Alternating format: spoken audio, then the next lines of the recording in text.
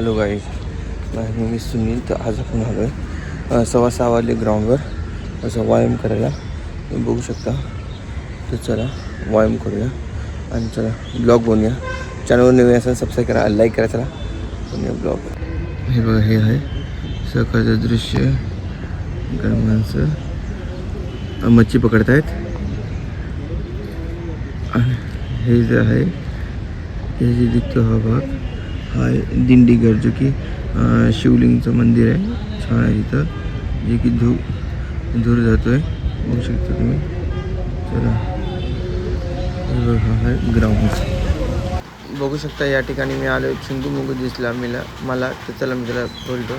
तर त्याला पाव टाकतो. हे बघा, त्याला टाकले मी पाव. तर हा खातो आहे.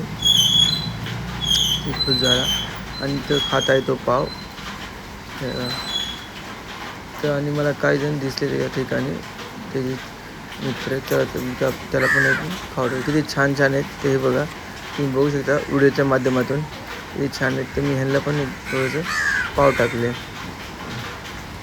टाकले आणि हे खात आहेत सर्वजण. चला, सर्वजण खात आहेत छानपैकी.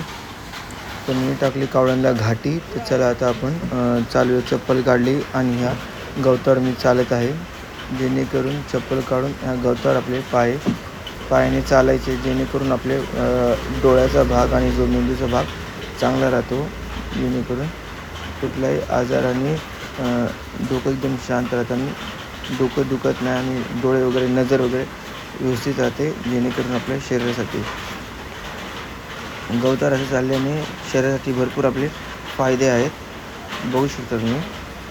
त्या प्रकारे तुम्ही गवतावर चाला. गवतावर पाय असे घासायचे, जेणेकरून आपले शरीर चांगले राहते. आणि तर हे बघा, आम्ही चालत आहे, जे की सकाळी लवकर उठा आणि व्यायाम करा, जेणेकरून आपले शरीर चांगलं आणि मस्त राहतं. ठीक आहे. तर बघा, या प्रकारे करायचं. टू पुढच्या ब्लॉगमध्ये. तोपर्यंत बाय बाय. तुम्हाला ब्लॉग कसा वाटला कमेंट सेक्शन सांगा आणि लाईक करायचं. भेटू पुढच्या ब्लॉगमध्ये. Bye bye.